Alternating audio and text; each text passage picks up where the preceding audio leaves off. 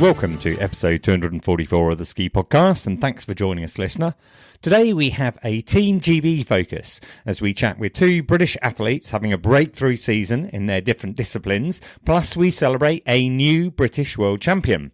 As well as that, we have our regular snow reports, an update from European Gay Ski Week, competition news, and your feedback. Now, my name's Iain Martin. I'd like to introduce my guests today. Both of them are first-timers on the show. Firstly, I'm delighted to be joined by Team GB slalom racer Molly Butler. Hi, Molly. How are you? Hi, I'm good, thank you. Excellent. Where are you today? I'm in Bormio at the moment, racing in Santa Caterina for the British Nationals. Yeah, cool. Have you raced yet? No, I haven't raced yet.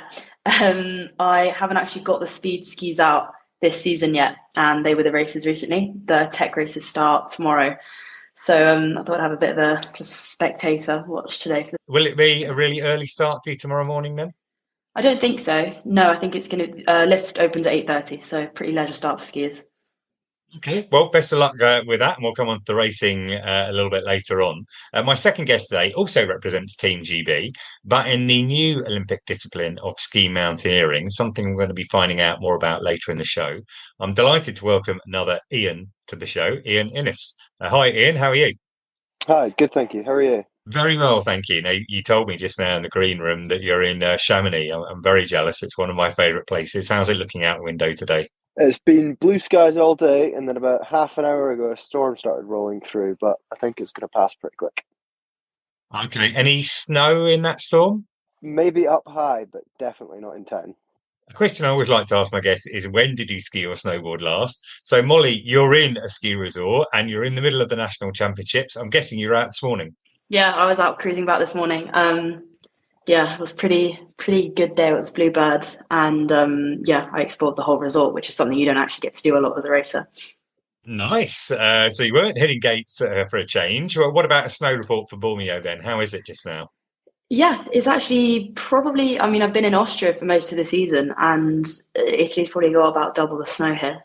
You can't see green anywhere. It's absolutely beautiful. Yeah. Okay, that's very promising. What about yourself, Iain? You're also in a ski resort. When were you last on snow? I also skied today. I ski most days. As for a snow report, everything up high is looking really good. The lower resorts in the valley, so Les Ouches and Latour, they're maybe on their last legs, but Grand Monte, Fougères, Brévent, all these areas, they're doing just fine. Oh, and which bit of the mountain were you on today? I was in Les Ouches today. It's closing next week, so I thought I'd go and see the last of it.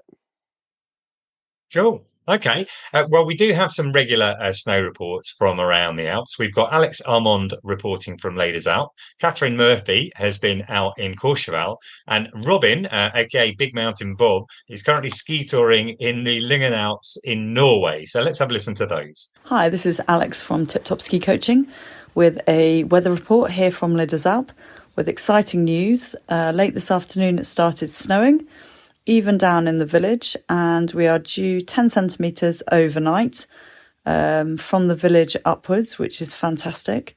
And then the clouds will be clearing, and we're looking at the rest of the week being nice and sunny. So that should be a fantastic start to most people's Easter holidays. And we're looking forward to seeing you here in Les Deux Alpes in the near future. How's it going, Ian? Catherine Murphy here in Courchevel 1650. Today I've been skiing the Three Valleys all the way from Courchevel through Maribel, Les Menuires, over to Val Thorens.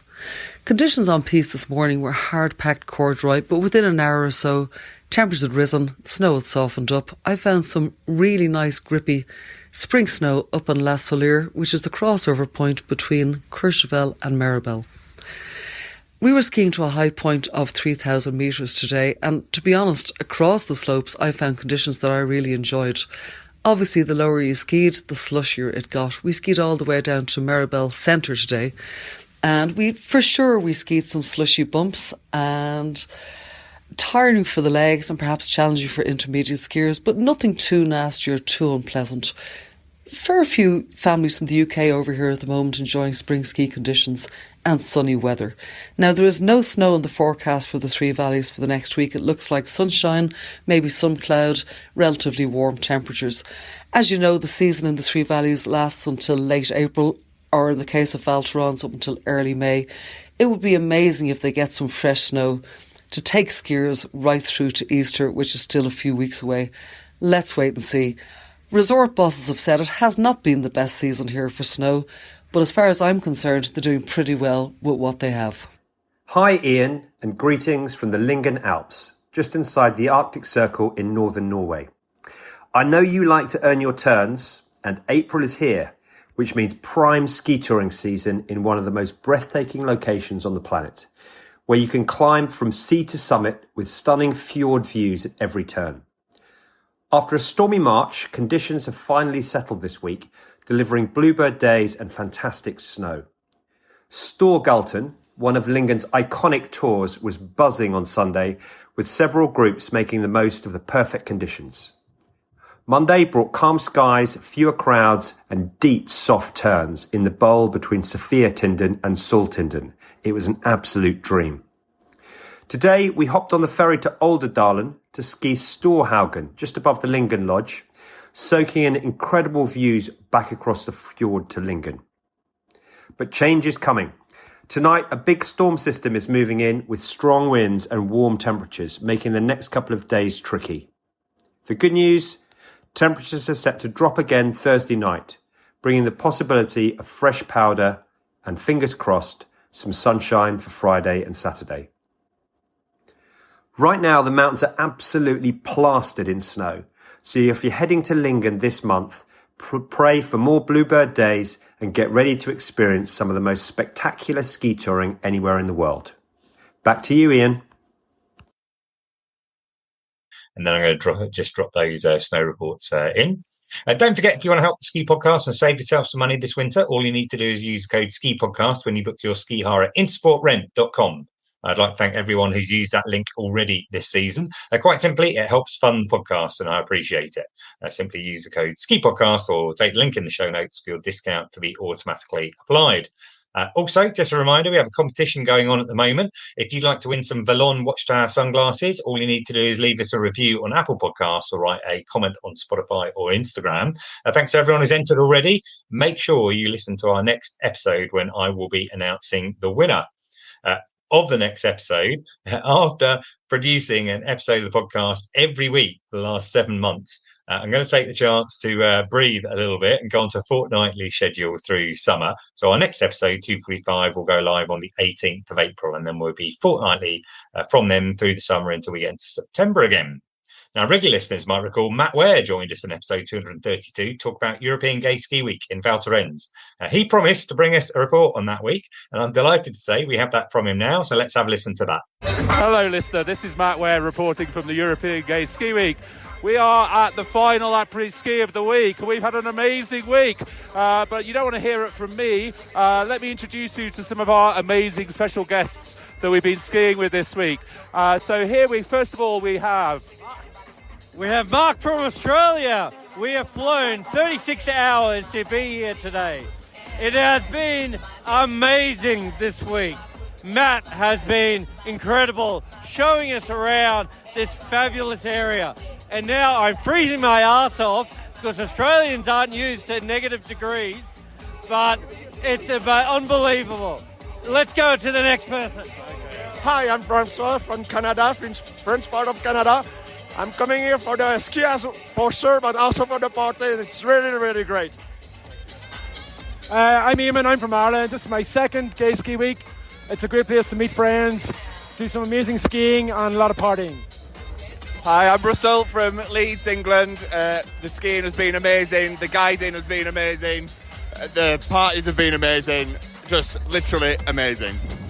Okay, so listener, that's our report from the European Gay Ski Week. Anybody who wants to come next year, we had 40 new beginners this year. Lots of people come for their first time. It's an amazing week and everyone is very welcome. Well, that sounded brilliant. Thanks to Matt for that. Now, as I mentioned earlier, Britain has a new world champion. I'm delighted to report that Zoe Atkin won gold in the ski halfpipe at the Freestyle World Championships in St Moritz last week. Zoe was in 6th place going into her second and final run, but pulled off the highest score of the day to jump up to first. She has previously won silver and bronze at the Worlds, so she's now completed the set.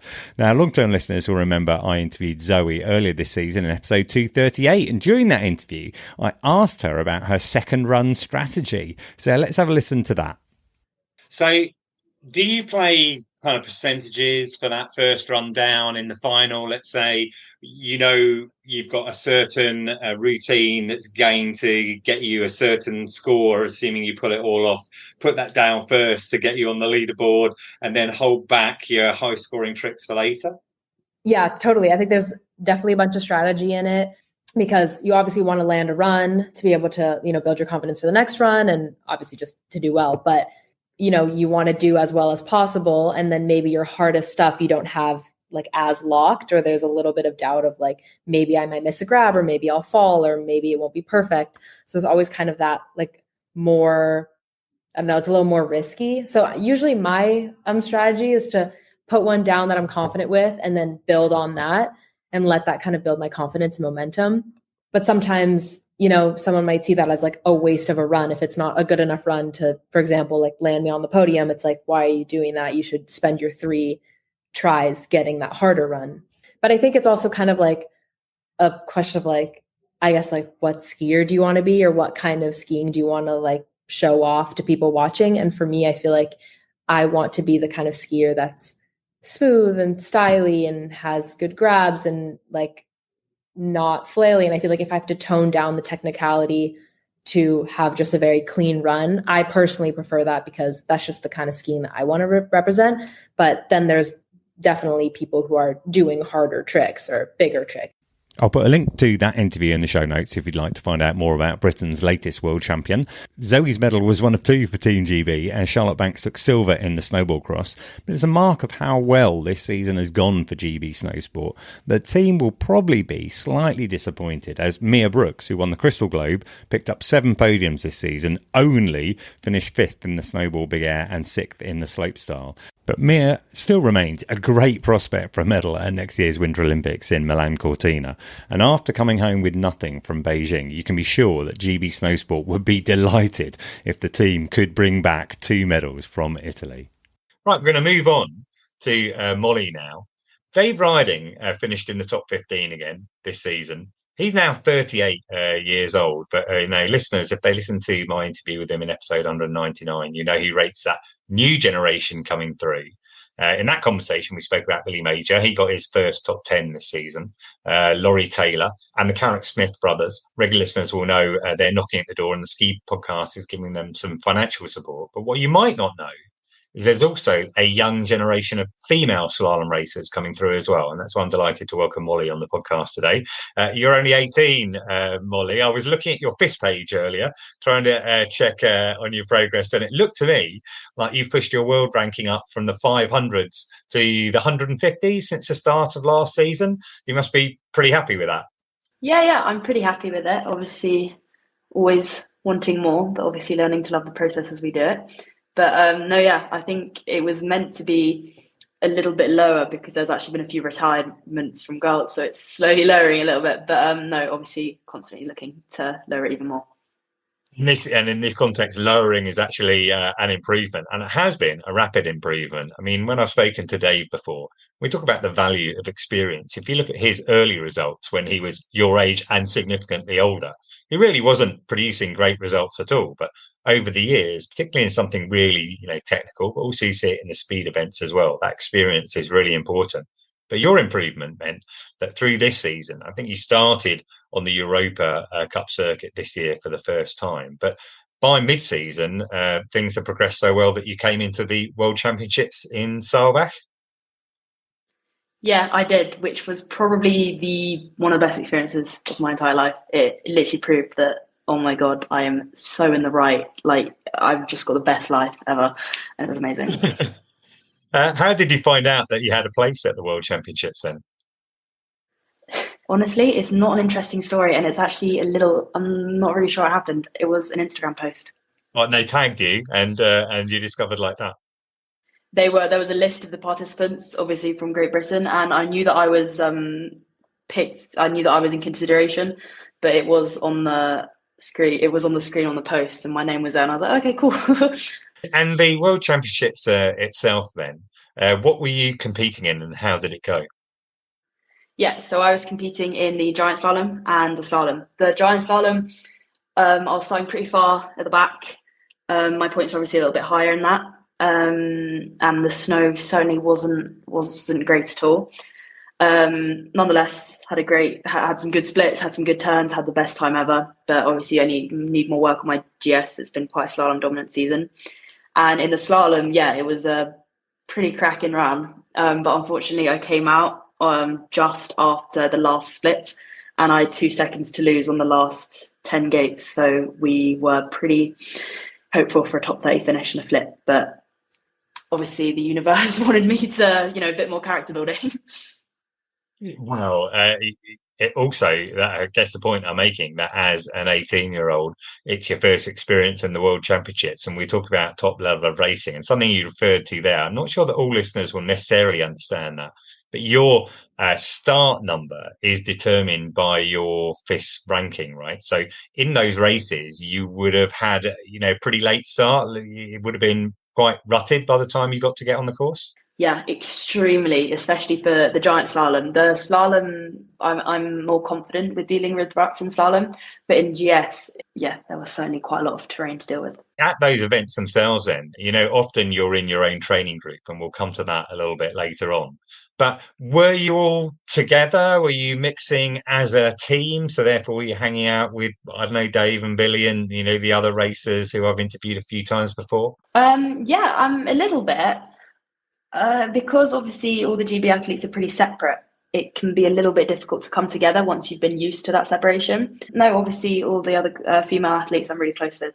And obviously it was great to see Dave, Billy and Laurie there. And Dave is like one of the biggest inspirations to me. I think he's just amazing. And to see as he came fourth there and to see that live in the finish was pretty amazing. So yeah, we do have some sort of team network. So yeah. And you mentioned the other racers. I know that Reese Bell, who is Martin Bell's daughter. Listeners, quite recall I've interviewed Martin Bell on the podcast before. He and Graham Bell were racing for Team GB in the downhill back in the day. His daughter is now racing slalom in the kind of same category. Is she roughly? She's a bit older than you, I think, isn't she? Yeah, I'm 18. I think Reese is 24, 23. But you're racing together as part of Team GB? Yeah, we're all racing together, and I've seen Reese on the Europa Cup circuit for pretty all the races that I've been to and all the races that she's been to. Yeah, so I've been racing with her pretty much all season. Oh, and I mentioned your training. So am I right in thinking that you train in a group with the Carrick-Smith boys? Their mum, Emma Carrick-Anderson, is your coach? Yeah, so I train with the three brothers, and Emma is also my coach along with Phil Smith, her husband.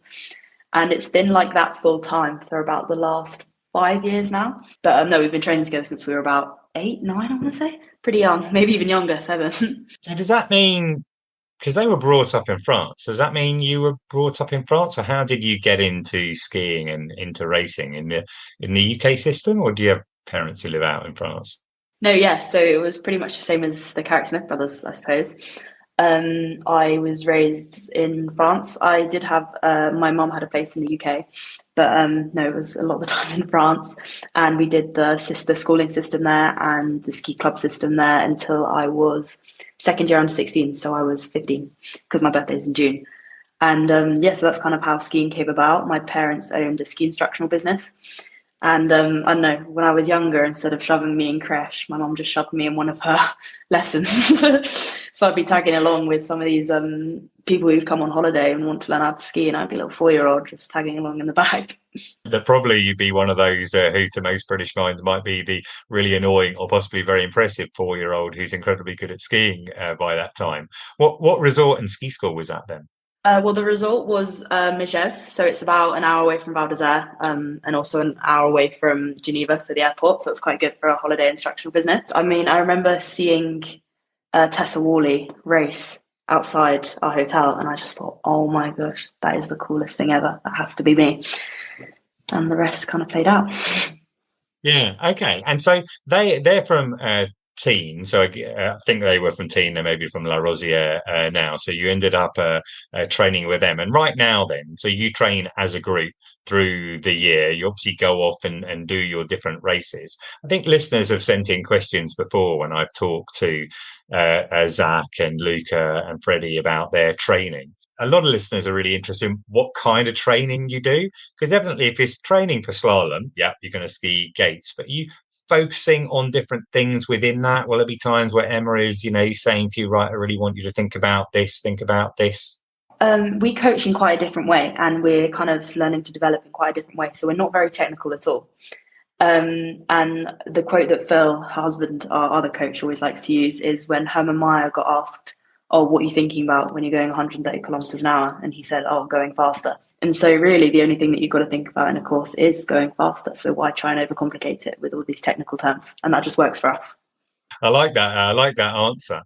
What about, I think another thing listeners are always interested in, evidently as a racer, you need to be able to ski gates and you need to be able to ski gates fast like Herman Meyer. But what about the other sort of training that you do outside of just on the snow itself in terms of strength and conditioning and aerobic? What kind of sessions are you doing there? Yeah, I mean, the coaches always say that winter athletes are made in the summer, and it is very, very, very true.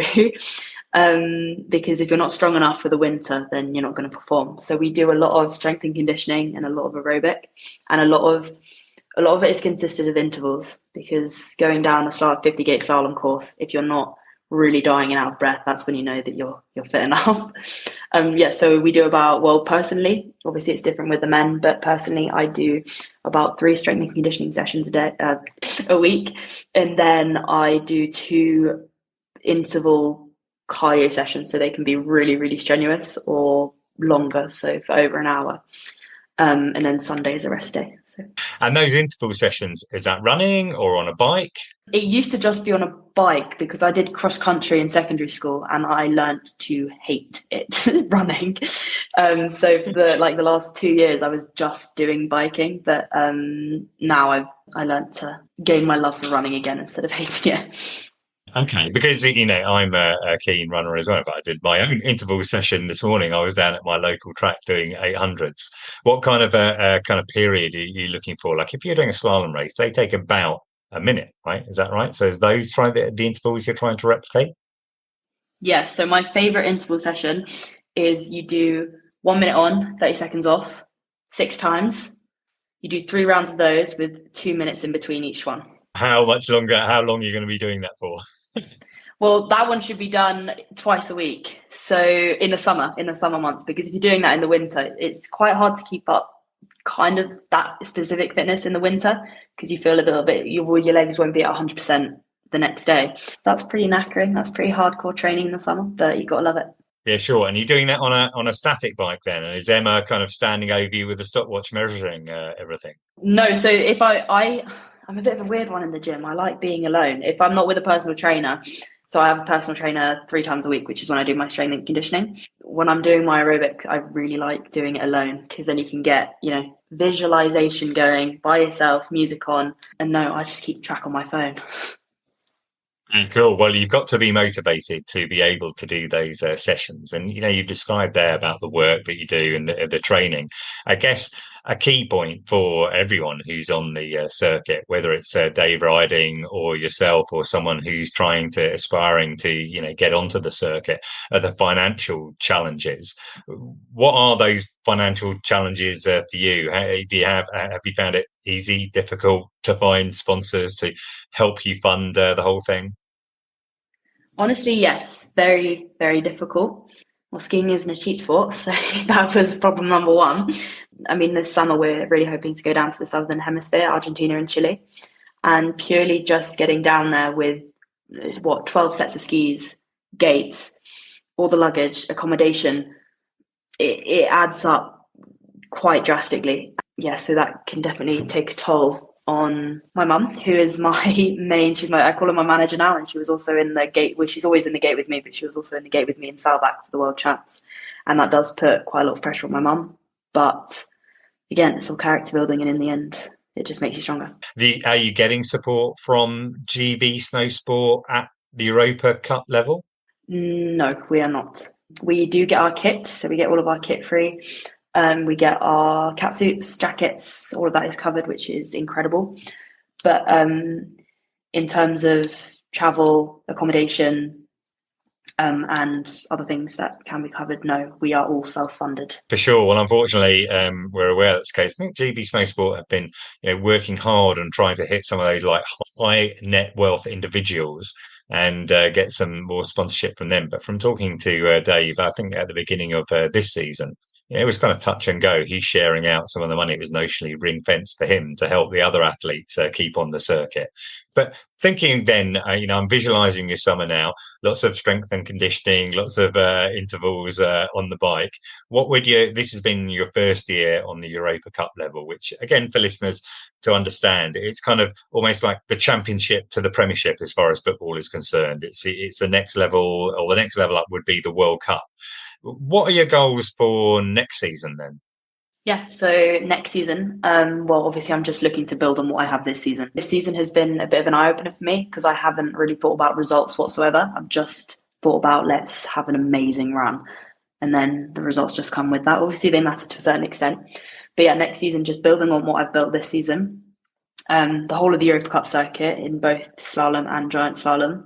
And I was hoping this season, but I haven't had a spot. But I'd also like to compete in a couple of World Cups. I think the Europa Cups really prep you for that, with a lot bigger field and having the World Champs under my belt. I think that I've got enough maturity, and I feel confident enough in myself to think that I could do them and perform really well in them also. Oh, well, I mean, a first season where you've gone to the World Championships, as you did, and I think, and you also took part in the World Junior Ski Championships as well. I think they were in Telvisio, and you produced some pretty good results there as well, and that's at a higher level, and that must have helped for your confidence. Yeah, the giant slalom again, I didn't quite perform. I've got to get my points down a little bit more to get my start bib to even give myself a chance in it, but that's okay, I will. And in the slalom, yeah, it was a solid first run. And then in the second run, I was going really well. And I did the exact same thing that I did at World Champs. I caught my iron side and I was out. But again, the skiing is there. And actually in a team combined, which is one run Super G, one run slalom, I had the third quickest time that day. And yes, I was really proud of that run. I've made some good turns this year. Sure. Well, congratulations on your first year on the circuit, and particularly for that selection for the World Championships. And look forward to following how it all goes for next season. And we'll be following the Carrick-Smith brothers as well. And sure, maybe we can get you all to do an update if you're out there together somewhere. That's brilliant, Molly. Thanks so much. Thank you so much. Right, we're going to move on to Iain now, if that's okay. We're going to come on to what ski mountaineering is in a minute, because I think some of our listeners might not be aware. But am I right in thinking that you also raced slalom and GS for some time for GB Snow Sport? Yeah, that's right. I grew up as an alpine skier, alpine raced until I was 21, and now I'm 26. So stopped 5 years ago. Yeah. And am I also right? I was trying to kind of do my research and track this down, but Molly was brought up in the French Alps, and you have a kind of were you brought up in the French Alps as well, or you got some connection to France? Not quite. We spent 2 years in France from when I was 10 till 12 years old, and that was up near Strasbourg. So our nearest mountains were the Vosges Mountains, which were I would say comparable to the Scottish mountains. It was definitely closer for us to get to the Alps than it was from home in Edinburgh for that 2 year period. But I think more than anything, just the contacts we made. The local French team had a really, really good coach and also lots of other great athletes. And so that was probably the biggest thing for me. So you're basing yourself now in Chamonix for training purposes, but some listeners might actually recognise your name, if not ski mountaineering, from a feature that you did on Ski Sunday earlier this season. I think you took Shemi on a ski mo lesson. So for those who didn't see that, I wondered if you could just tell us what skimo or ski mountaineering is.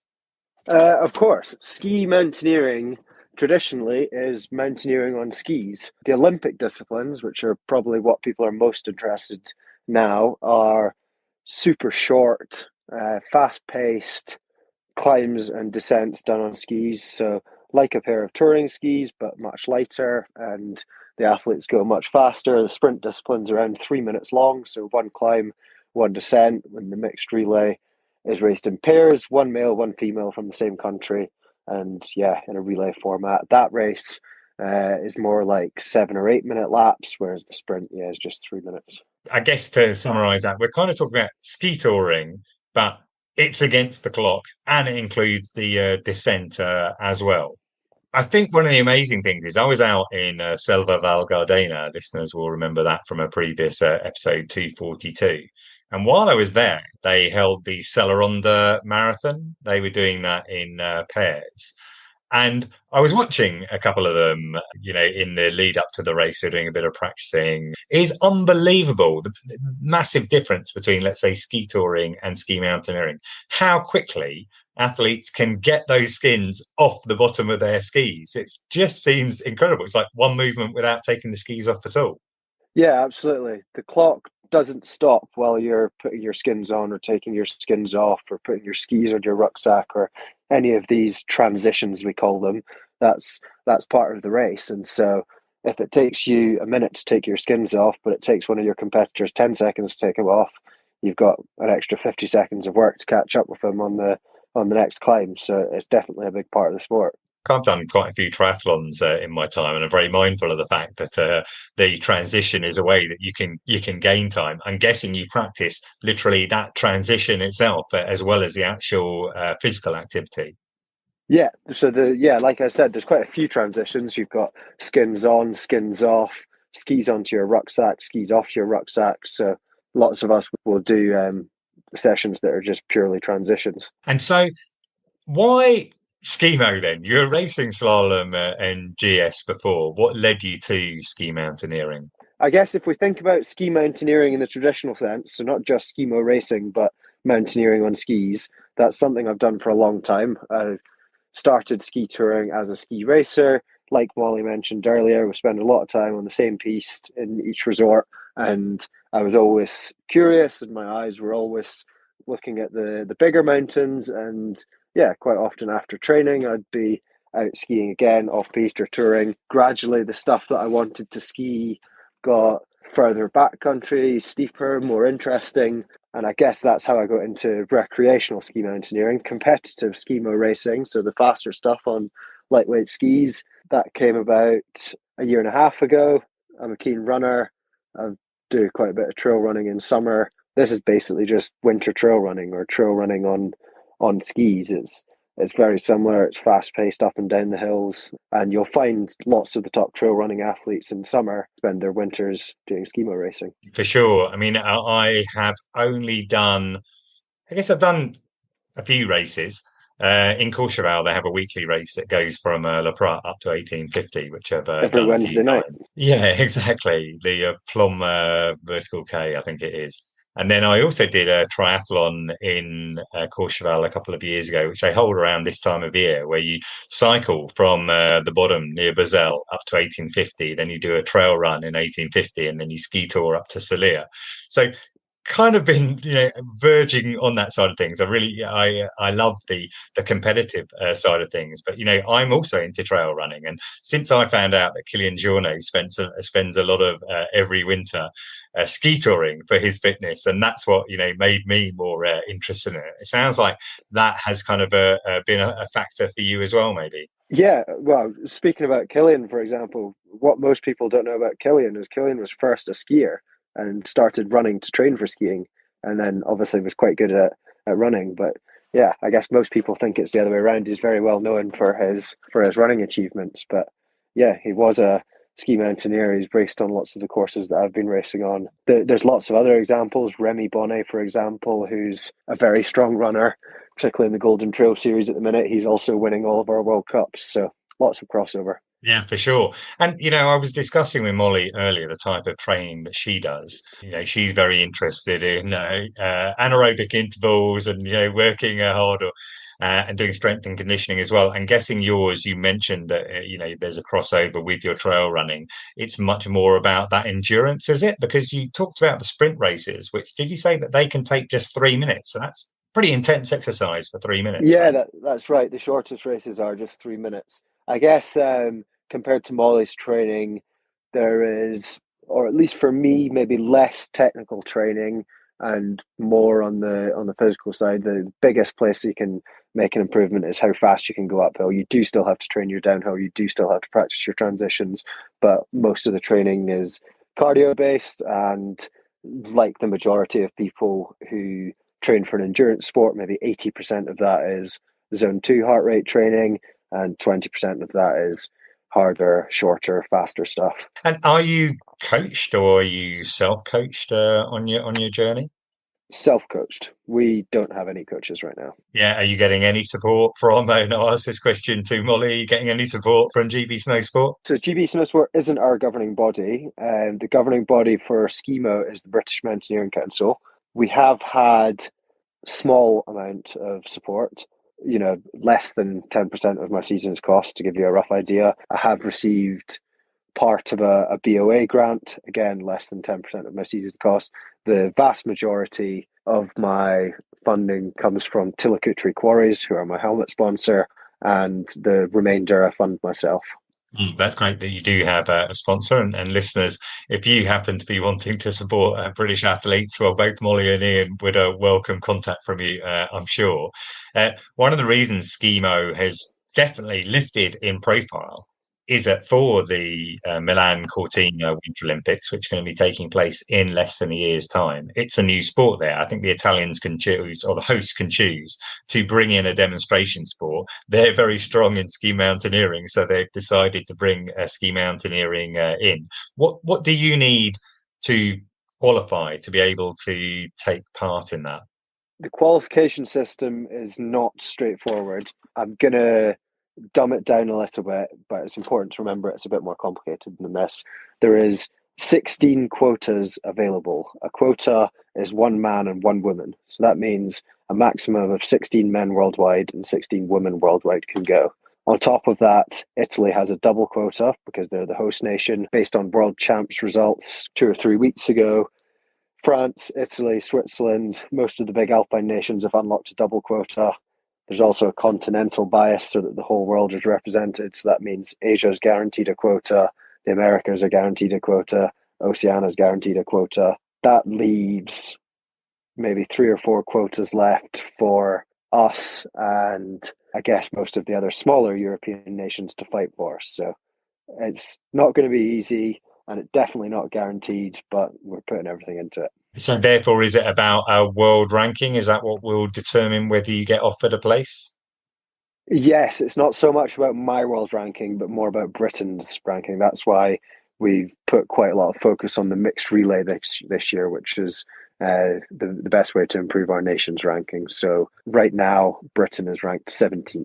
Right, okay, that's really interesting because I did look up what events are going to be taking place at those Winter Olympics. And I can see that you mentioned the sprint will be on, but there's also a mixed team relay. And I wondered if we have female Skimo athletes as well. And if we're looking to enter a team in that, I think from what you're saying is the answer is yes. Yes, absolutely. We've raced all the mixed relay World Cups this year. My partner's name is Klaudia Schmilowska, and we are racing a mixed relay in Villars next week, next World Cup. That'll be the last World Cup of this season. And then the first World Cup of next season, which is in December, we don't actually know where it is yet, is the final race of the Olympic qualification period. So we have 2 more chances to qualify Britain, basically. And he said the sprint is a simple, I say simple, it's obviously not simple, but a simple up and down, whereas the mixed team relay is a different format. What's the format for that? It's similar style, that it's quite short. If you like, a mixed relay is almost like 2 sprint laps back to back, and that counts as one overall lap. So it would go 1 female lap, 1 male lap, 1 female lap, 1 male lap, and so total race time is between 30 and 40 minutes. Right, interesting. A lot of tactics in there as well. It sounds a bit like how they've done the mixed team relay and the triathlon at the Olympics as well. So you can decide, who you're going to send first, etc. Well, Iain, I will definitely be following your progress, and I wish you the best of luck next week. Yeah, in Villar. Best of luck with that event there, and let's hope their team get up into the rankings and you can get that place. I will definitely be supporting you. Thanks so much for sharing all of that with us today. Thank you. Now, listener, I enjoy all feedback about the show. I'm always interested to hear what you think. So please do contact me on social at The Ski Podcast or by email theskipodcast@gmail.com. We have had a bit of feedback since the last episode. Billy Mohan said, loved episode 243. That was the interview with the guys who went going east, traveling by train all the way to Turkey. Sean Douglas said, hugely appreciate your work to keep all the sustainability improvements taking place across Europe. Andrew Routledge said, love the show. It's so much more than this is a nice place to ski. Keep on keeping us informed, inspired, as well as entertained. And James Rice said, just wanted to shoot you a quick note to say I enjoyed your episode with Stuart on his Storm Skiing podcast. And listener, I've shared this on social, but if you'd like to hear me being interviewed instead of interviewing for a change, this is on a US podcast called the Storm Skiing Podcast with Stuart Winchester. There are now 256 episodes of the Ski Podcast to catch up with. 130 of those are listened to in the last week. If you enjoyed this episode, why not go to skipodcast.com, look around the tags and categories. There is bound to be something of interest in there to you. In the last week, just over half of our listeners were in the UK, next most in the States, and everyone else spread as far and wide as Morocco, Sri Lanka, and Brazil. And if you like the podcast, there are 3 things you can do to help. Follow us. You can give us a review or leave a comment on Apple Podcasts or Spotify, and that will obviously enter you in the draw to win those Ballon Sunnies. And you can book your ski hire with Intersport Rent using the code SKIPODCAST or take the link in the show notes. You can follow me at Skipedia and the podcast at Ski Podcast. You can follow us on WhatsApp as well for exclusive material released ahead of the podcast. Look in the show notes for that link. Otherwise, I'd like to thank my guest today, Molly. Thank you very much. Thank you so much for having me on. Excellent. And Iain, thanks so much. Thanks for having us. Appreciate it. And finally, listener, thank you for joining us wherever in the world you're listening right now. And until next time, goodbye.